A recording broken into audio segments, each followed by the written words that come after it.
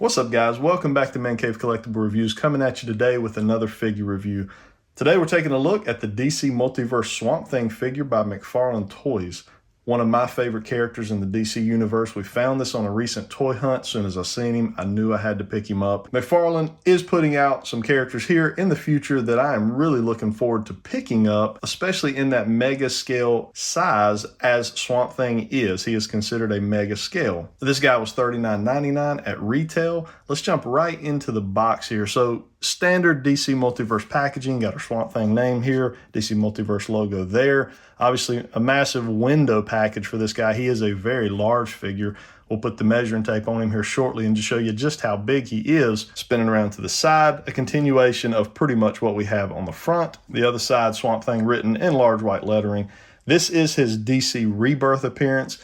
I really would have preferred more of an original appearance for Swamp Thing, but the DC Rebirth, Swamp Thing just hasn't changed that much over the years, so I feel like he can still kind of fit that original vibe. And then looking at the back of the packaging, we have some other figures that were recently released here. We've seen a lot of these on the pegs and shelves at our local Targets and Walmarts, and then a nice picture image of the Swamp Thing action figure there, and a real nice diorama setup. Appears as though he's coming kind of up out of the swamp. So let's go ahead, let's crack this guy out of his packaging, see what we got.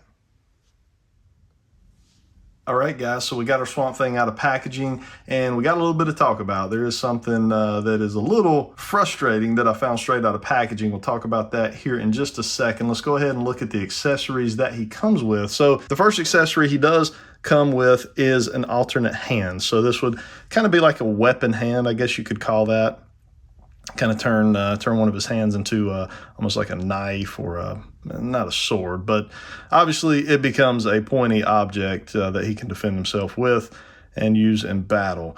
So it looks really good. Lots of great paint work in here. We got like some darker greens. The darker greens are pretty much the molded plastic, and then you have some splashes of kind of a lighter green throughout, but very textured, lots of sculpt work in there. You can see just there's a ton of sculpting involved in this additional hand. As with all DC Multiverse, we do get the DC logo here on a figure stand. Got a little peg there that will fit up into the bottom of one of his feet. And then also we have the trading card for Swamp Thing here, and it is the same picture that was shown there on the back of the box. As we flip on around, you have a little write-up here, talk about Alec Holland, who was the Swamp Thing, and then a little bio on him. All right, jumping straight into the figure here. So as you can see, tons of sculpt work, tons of detail with this guy. Cannot complain with how this guy looks. He looks fantastic. The paint, same thing as we saw there on the additional hand. Looks like green molded plastic, and then they just splashed other colors of green over the top of that. Looks really, really good. Everything meshes well together. The pelvic area here does have that softer plastic, kind of like we see with a lot of the McFarlane figures to kind of cover up these joints. That really all just melds right together. It really looks good. The paintwork was done phenomenally in order to just make all that mesh very well. See no problems there. Now, the issue that I had straight out of packaging, right there. So you can see that the joint, as soon as I took this guy out of the packaging, and he was pretty easy to get out of packaging, only had really just one thing holding him in, so I snipped those with some scissors. As soon as I pulled him out of packaging, this arm joint, it literally fell off. I wasn't manipulating the arm in any way. It actually just fell off directly out of packaging. Now, I'm thinking you can see there is glue kind of all up around this. It appears as though it's nothing more than the glue just lost its adhesion to the plastic in some way. So what I'm going to try to do is, just glue it back up into, let's see how well you can see that, just glue it back up into this porthole here. So I don't believe that will cause any problem as far as the articulation, because I think the articulation revolves around the outside of this porthole. So I think we'll be able to, glue that back up in there and see how it does. So we're going to go ahead and do that now, because that arm is going to continuously fall off during this review if I don't. So I'm going to go ahead and try to do it. We're going to see if that fixes the issue.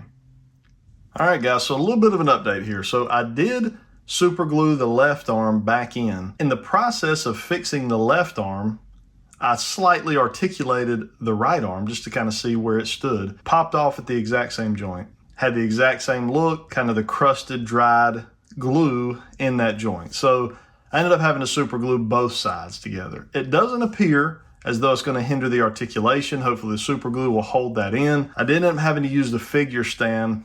This guy, and I'll show you this here in a little bit, has really small feet. He's very tall. He's very large. His upper body is very heavy.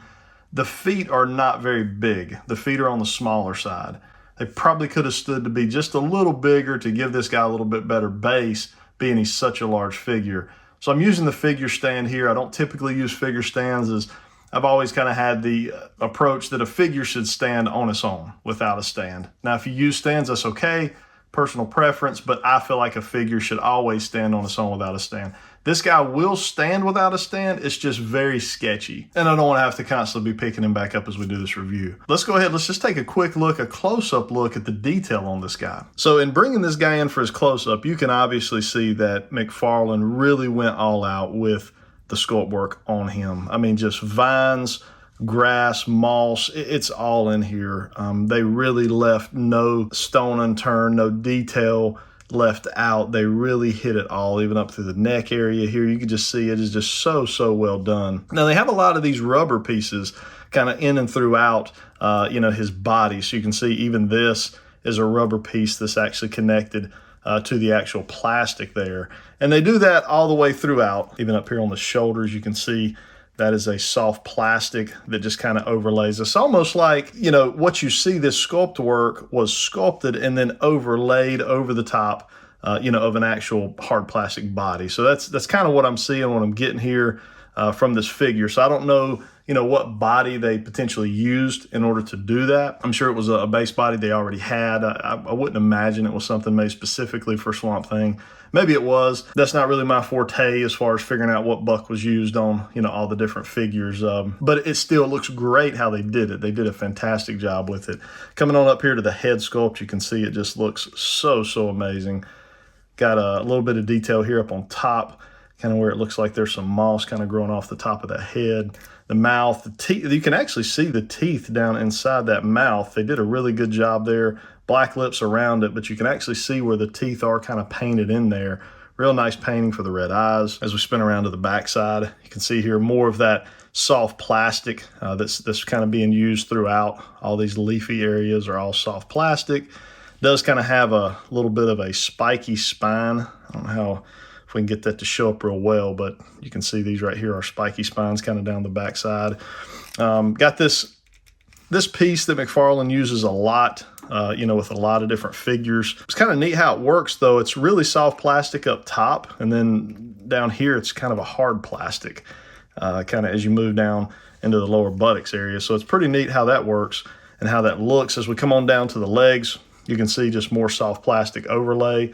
And on this one here, you can kind of see, because mine, and it's unfortunate because mine's actually coming out, but you can see how the plastic is actually laid into a groove down in there. So I need to put a little touch of glue right there. That looks like it never actually had glue on it, so I think that's why it's coming out like that. But I could probably put a touch of glue in there to kind of seal that kind of back in place, as mine kind of wants to come out a little bit. But just some additional soft plastic and detail there. And then when you come down to the feet, you can see those are very small feet for such a large figure. They're, I don't know, maybe an inch long, if that, may not even quite be an inch.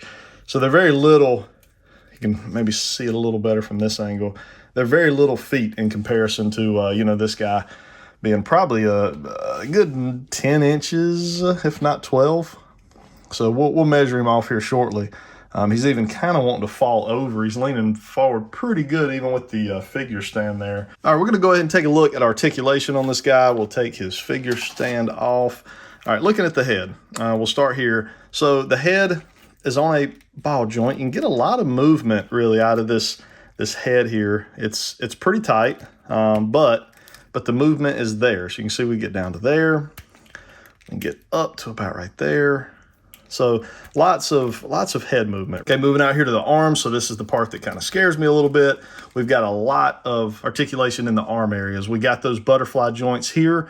We've got full range of motion on this guy, full 360, no problem. All this soft plastic that is in here makes it really easy to articulate it. Really, just this stuff gets out of the way. You can see there, the soft plastic just pulls back, no problem.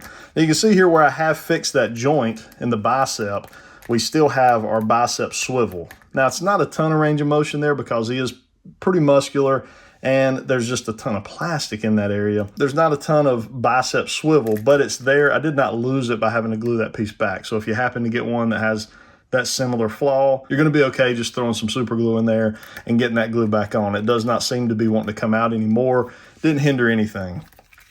Now, arm here, we've got a single jointed elbow in there. You can see that.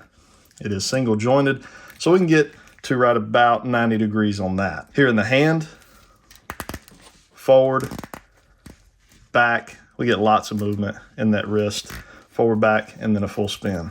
In the abdominal area here, we've got a swivel and a little bit of a crunch right at the top, but most of the crunch is gonna come here at the bottom of the abdominal area, and that is covered by this plastic piece that runs in the pelvic area there. But we can swivel that all the way around. It does ratchet really nice, so it feels good when you go to pose him or set him up in a position where he's gonna be kind of cocked to the side, or whatever you wanna do there with your posing. As far as the legs, we can get way out, big splits there. Little bit of a swivel there at the top of that thigh, not a whole lot. There is no thigh cut or anything there. We do have double jointed knees. You can see there, those get way up. No type of cut in the calf. And then down here in the ankles, we have just your standard McFarlane ball joint in there. You can see the ball joint there. So we can get forward, back, swivel back and forth. We got your ankle rockers, and then we do have a toe pivot there. So all of that is really, really well done. I like the articulation you can do on this guy. I'm very happy with that. So far, looks like we're holding on there at those bicep joints. Let's see if we can get this guy to stand without his figure stand. Okay, we got him standing there, but he is wanting to come forward so badly. It wouldn't take very much to get him to fall forward. Let's go ahead. I'll show you the accessory placed on his hand here real quickly. All right, guys, so there is what the additional hand looks like. That is the weaponized hand, I guess we could call it. It is fully articulated, so you can actually articulate that hand forward and back, up and down, whichever way you want to call it. But it looks really good on him. So yeah, I think that is a nice addition. As we said, there's not a lot of accessories with this guy. You pretty much have the trading card and the figure stand, but he just looks so well done. I don't need a lot to go with this Swamp Thing. Swamp Thing never had a lot of accessories. I think, a hand swap out is ideal for him. So yeah, I think overall, just a really, really nicely well done figure outside of the QC issues. Now, it's been a long time since I reviewed any DC Multiverse figures on the channel. I think I did all of Wave 1, and then that was the last time I believe I did a DC Multiverse figure review. So some of you guys who have had these figures and been collecting this line for a time, drop some comments down below and let me know what type of QC issues we've seen with the McFarlane Toys DC Multiverse line. Is this something that is common? Do you see joints just basically coming unglued? I'd love to hear from you guys and know, is this just kind of a one-off? Was I unlucky with this? Or is this something that has, kind of been a line frustration for collectors? Let's go ahead, let's bring out some figures that we can show for size comparison. We'll measure this guy and wrap up this review video. All right, guys, so just to break out a couple figures here that I had easy at hand, we've got a 6-inch plasma figure. We've got about a 6-inch Super 7 Ultimates figure. Now, that isn't a 7-inch scale line, but this right here tells the whole story. You can see that Spangler is a standard 6-inch figure, and you can obviously see how massive this Swamp Thing figure is in comparison. Now, we will go ahead and take this time to put our tape measure here on Swamp Thing. Swamp Thing is right at about 11.5 inches. So if you don't have either one of these figures and you just want to know how big this guy is, there you go. He's top of his head right at 11.5 inches. All right, guys, and just for a little more size comparison here, we've got the old Matty Collector Doomsday Unleashed, which is, to my knowledge, the best Doomsday made to date. You can see Swamp Thing still dwarfs that guy. He's a massive figure. We do have a 7-inch scale Omni-Man figure here as well. So you can just see, again, how Swamp Thing just dwarfs everything else here. He is just a really big figure. For 40 bucks, I really feel like the value is there. It is a fair price for this guy. However, as I continue to go back to, I really do not like seeing the QC issues like that. When I pull a figure out of a package, I feel like an arm should not fall off. Now, I've had situations before where I've probably had to manhandle an arm a little bit, pop a joint.